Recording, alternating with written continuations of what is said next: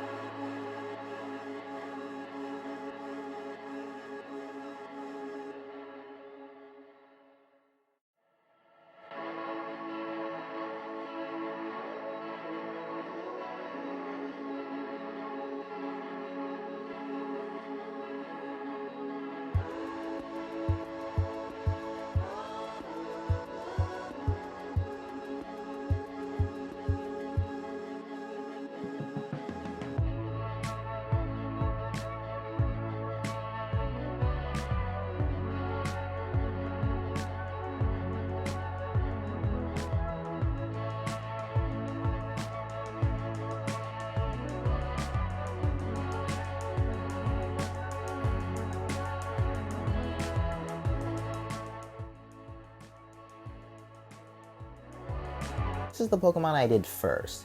I thought I knew what I wanted to do, then I realized I was completely lying to myself. Its front fur ends up looking like a devil fruit from One Piece, which was completely unintentional, despite that some of its inspiration is from One Piece. In One Piece, there's this character called Crocodile who has the devil fruit Sunasuno no Mi, which allows him to control sand. I also took inspiration from Gaara and Sandman from Marvel. I just wanted to be able to psychically control sand. I don't want to say psychically because we already have a psychic type, and that's partially the reason. You know what? Let's drop that. It just can only control sand. So that's what stops it from being a psychic type. This is Mezion because it's partially based off the Mesa biome, and it's partially based off of the sand cat, a real cat from Africa that blends in with the sand. I think I forgot to mention this in the Rikoshion drawing, but it's actually based off a jackal. I wanted to throw in some Gaara from Naruto elements, but I couldn't figure out how to do that without making it blatantly obvious that it's based off of Gaara. Like how Hitmonchan and Hitmonlee are based off of Bruce Lee, but you wouldn't be able to tell it by looking at them. Trying to make my voice sound a little less monotone because I'm kind of recording this late, so I'm a little tired. I was procrastinating recording this because this recording on Sunday, the Sunday before the Monday where this is supposed to come out. I'm being very, very off topic. Oh gosh. Problem I struggled with when I was making this design was the body type. I wanted this to be the same body type as the other Eevelutions because it's all the same body type, just different designs. But if you stripped away all their design elements, that's what their figure would be. And that's all for this Pokemon. Here is Mezion.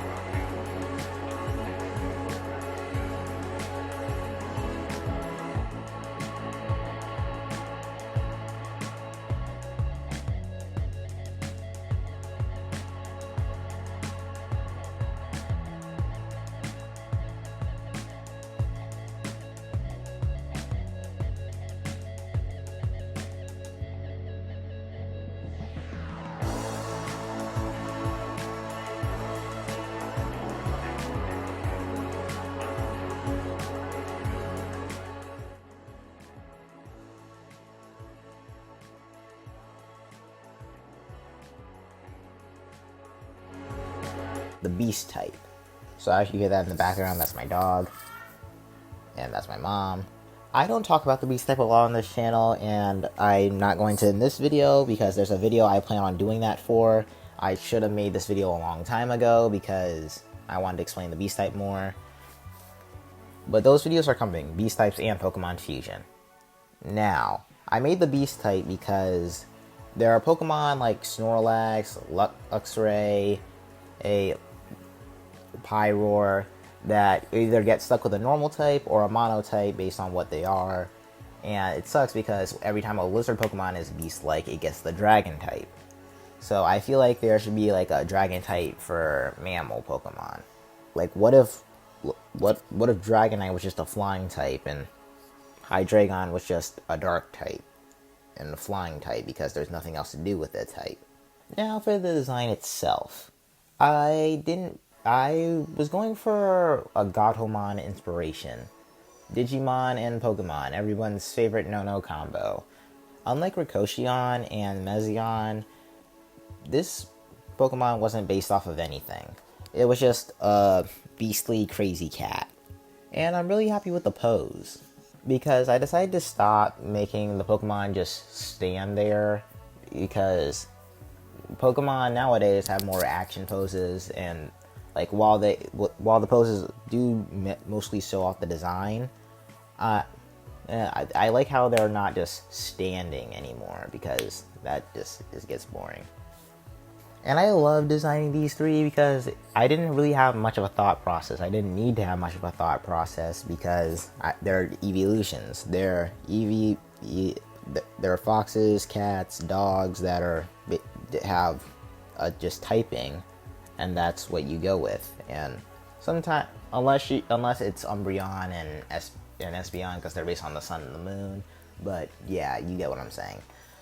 It's nice for a change to not have to look up some mythical animal that has this tie to this mythical character, and then make that a Pokemon, and then try and make it not cartoony and stuff. And yeah, I took some design elements from just random cats, like lion's mane and a puma back claws. Why'd I spend several hours on a script if I'm not just gonna start spitballing? Alright, here is Barbarian. Very, very creative, I know.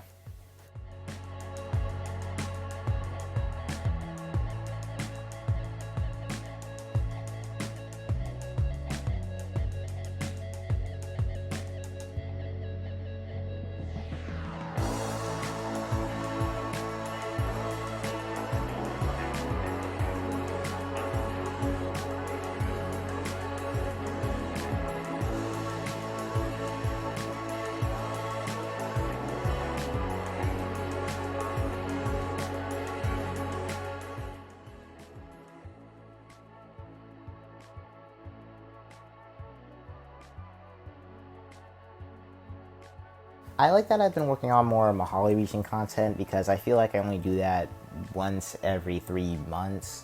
And I didn't do that for any particular reason, like I had other projects to work on or other stuff. I just didn't have the willpower to upload constantly.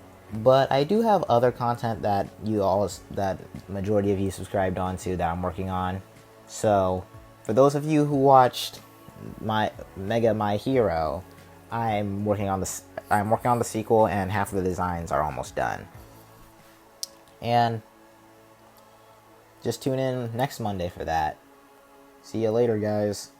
Peace out.